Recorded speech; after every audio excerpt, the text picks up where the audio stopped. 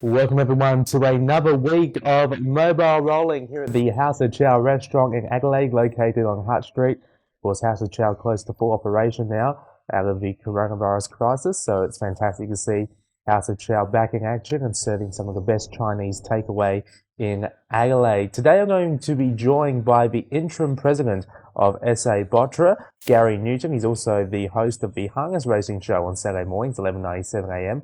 on Vision Australia Radio, and we'll be talking to him about his life and career in harness racing and across the country. He's worked for various radio stations in various states as well. So we'll have a lot to talk about. That's all to come right here on Mobile Rolling.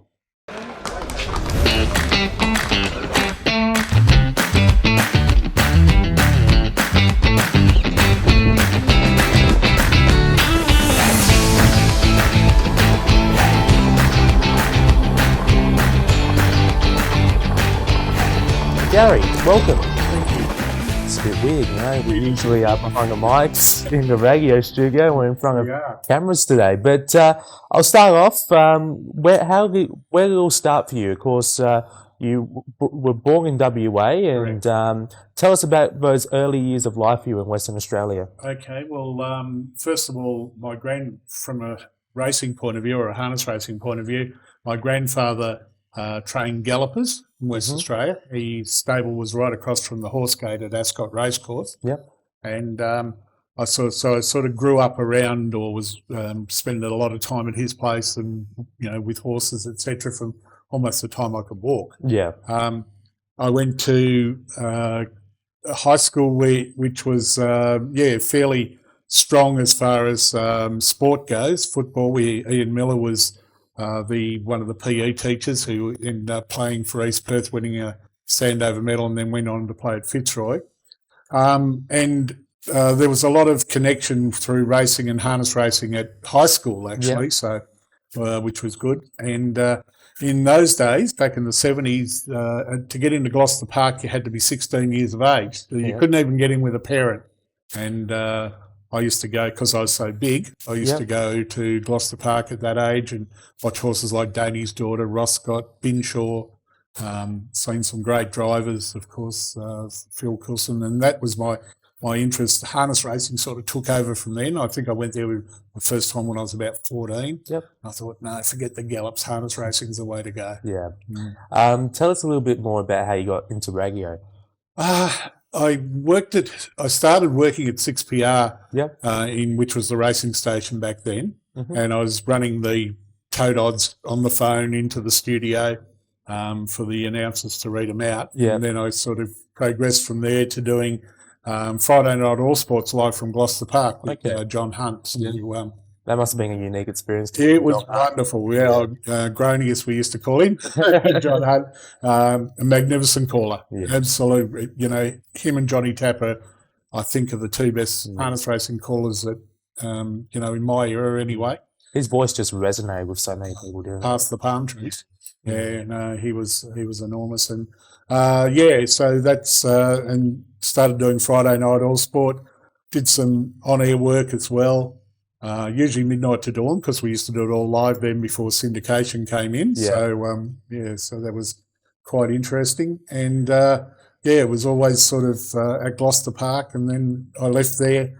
There was 150 of us all sort of got retrenched when the TAB took over Western Broadcasting, as it was known then. Yep. And I moved to Melbourne to try and break into it there. Couldn't get in there.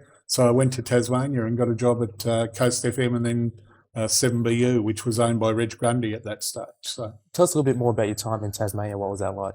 It was great. Tasmania is a beautiful spot.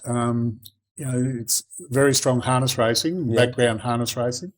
They've sort of, been a little bit like Adelaide. They've struggled, been a minnow state. Of course, was there when Blacks of Fake won the Inter-Dominion, which was huge for Tasmania. There's been some good horses come out of Tasmania over the years, which is really good. So, what was it like in those early years of doing radio? What were some of the most important things you learned when you started doing radio and those early times you were on air? I guess the key to being on air was the coordination and Yeah. not talking over each other. Mm-hmm. You know, when John and I used to do Friday night all sports, I'd be doing things like the football, he'd be doing the harness racing side, Yep. and just, you know, crossing, and we'd be chatting, you know, come leading up. You see now with Sky Channel where you know, they've got guys on the track talking to drivers and that sort of thing. Well, we didn't have anything like that. It was basically a coordination between John and myself about talking about form leading into it. Yeah. Because we didn't. Friday night there was Carroll Park and there was Gloucester Park. There was no dogs. There was no thoroughbred racing.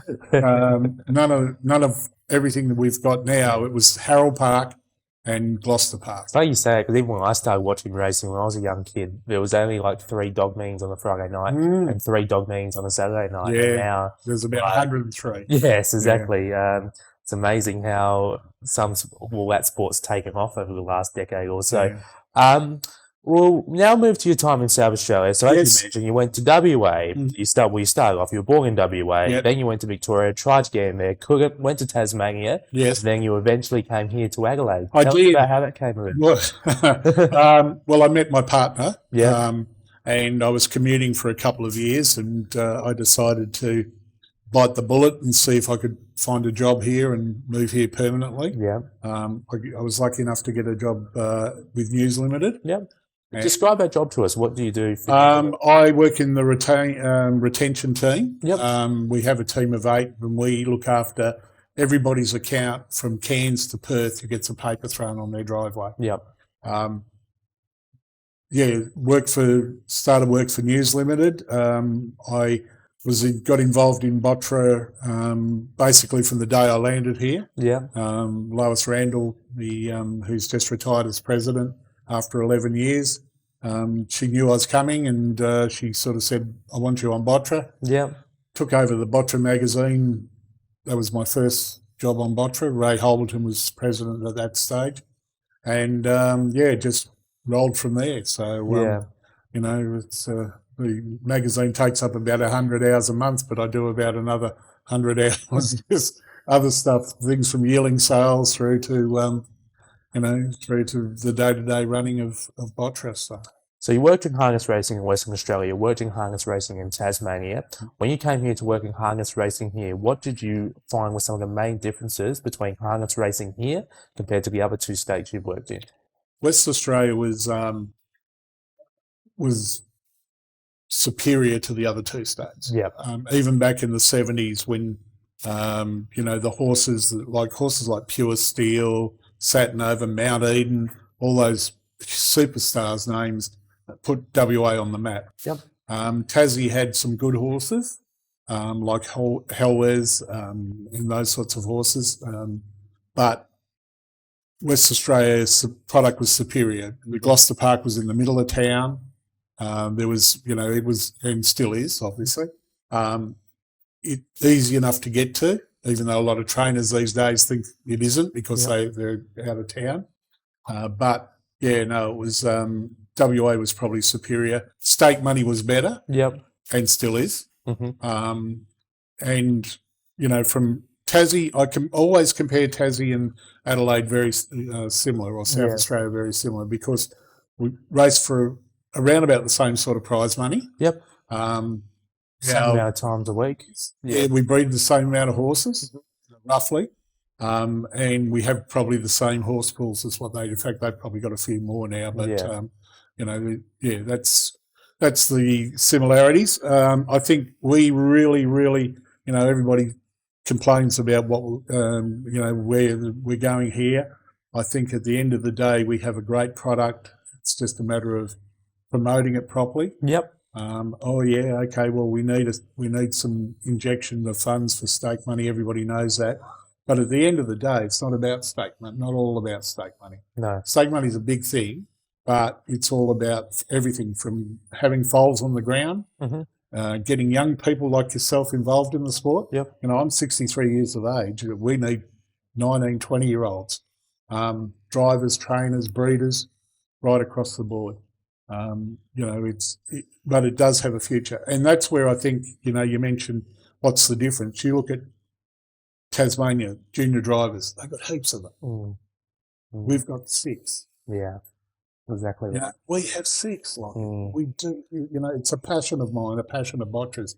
Help these kids get involved. And it always goes over my head. You see all these drivers going through the pony race, and I say this all the time. I've been calling the pony trot since 2010. Yes. And during that time, the only drivers that have actually gone through the ranks was Jagan Bruin, Kayla Rahorick, Nick Brown. Yeah.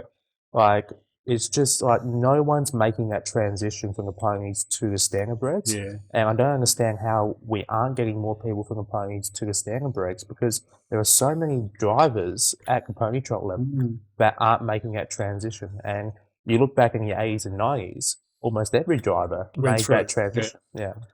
And I think that's something we need to work on. And I know Ross Neal has put a proposal forward back in November last year that probably needs to be acted on to have some sort of bridging gap between pony trots and the senior ranks. Yeah, I do like that idea.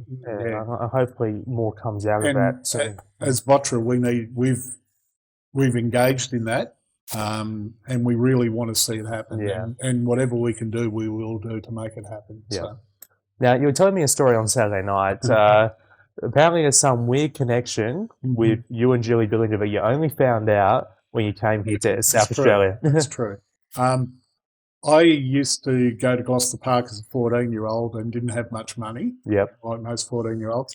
And I used to lead horses in for people like Les Marriott, Kevin Batt, etc. And Kevin, of course, is Julie's father, but I didn't know that. And when I come to Tassie, when I come from Tassie to Adelaide, I saw on Julie's Facebook page a picture of her sitting on a horse called Silver Erin, which originally came from South Australia that her dad trained.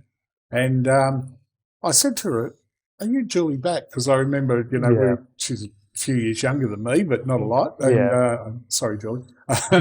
She's probably 10 years younger than me. But she used to have to sit in the truck, her dad's truck, because she couldn't get into Gloucester Park while me as a 14-year-old was leading her dad's horses in. But, wonderful people, the Billingers. And her mum, of course, has had that wonderful mare, What's Emma Got? And, and I remember going to their property at Swanview several times and, not helping out, but, having a cup of tea and mucking around, picking up manure and that in the stables on a Saturday. So, it's a small world. One thing we didn't mention was how you got involved in the radio show. Of course, the show is broadcasted on Vision Australia Radio every Saturday morning, 8:30 till 10 o'clock. It's really grown over the last couple of years. How did you get involved in producing that show? By accident.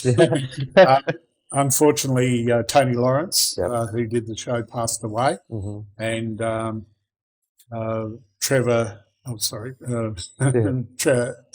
Trackman Scott was doing the show with Tony, and he decided without Tony, he was happy to hand it over. And Ray Fewings, of course, took it over, who was doing the Thoroughbred show at the time. And then I came on to help Ray, and sort of then when Ray left, I sort of took it over. But I was sort of organising interviews and all that sort of thing as well, so which was good. It's you do a lot of work behind the scenes, and I don't think a lot of people realise that. You were very instrumental in the SA yearling sale. Of course, you're now interim president of Bottra, and you of course produce that radio show as well. You do a lot for the industry along with your social media stuff, your website, SA Harness, and so forth. Now, with one of your main passions is breeding, and the yearling sale, like your work with the yearling sale, you were really passionate about. You must love seeing your work pay off when it comes to breeding numbers and trying to get more people involved. It's a tough job. It's a tough job, but it's a long process. It's something you're very passionate about. Yeah, it is, Lachie.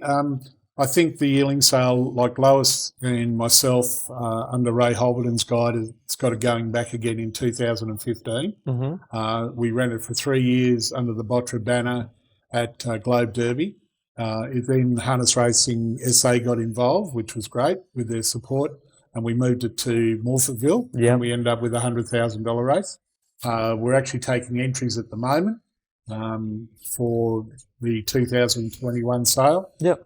So if anyone's got a yearling they'd like to put in, they can contact me. Yep. The breeding side, yes, we've been instrumental in getting, with the help of Kevin and Kay Seymour, the free service for any South Australian breeder to Hokapata, who is a better's son of better, is Delight, and he's of course a millionaire son, 4 Group 1 winners.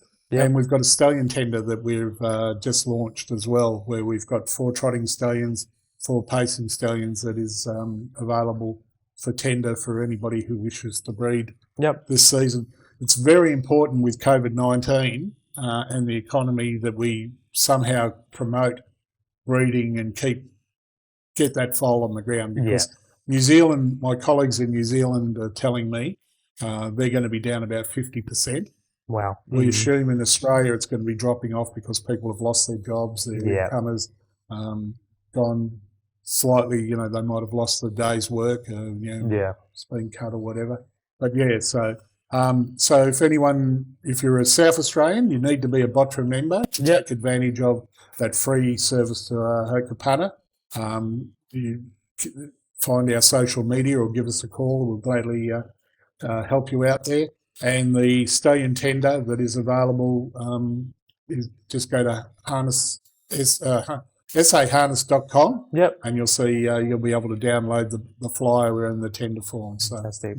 So just quickly before we wrap things up, what are some of the things you would like to see implemented for the sport over the next 6 to 12 months and so forth into the future?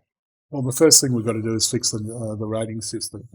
I'm in contact with horse transport people, and a couple of months ago we had an influx of horses coming into the state. Now it's reversing now and they're leaving the state. We need to be able to protect our younger horses in particular. Our maidens that haven't raced until they're 4 years started the 50 rating. And they're racing against horses like a Hokapata that won during the week. Won 10 races this season, and they're racing against horses like that. 3-year-olds, horse like Jess Cappy. The 3-year-olds are going to the paddock. There's no races. It's not good. No. Gary? That's the number one thing. Gary, thank you for your time. It's been a pleasure learning about your background and what you've done in the state and your story about how you ended up coming to Adelaide and some of the work to do with BOTRA, the yearling sale, and of course the radio show is all very instrumental towards the progress of our industry. So thank you very much for your time, and thank you for joining us today on Mobile Rolling. No problems. Well, ladies and gentlemen, that wraps things up on Mobile Rolling. Make sure to like us on Facebook at Mobile Rolling. We are also on Instagram and, of course, Mobile Rolling on YouTube, and our website as well, mobilerolling.net. We'll catch you very soon with more Mobile Rolling content, and it's been a pleasure, as usual, to bring you this podcast series. Thanks again to Gary Newman for joining us, and we'll see you soon.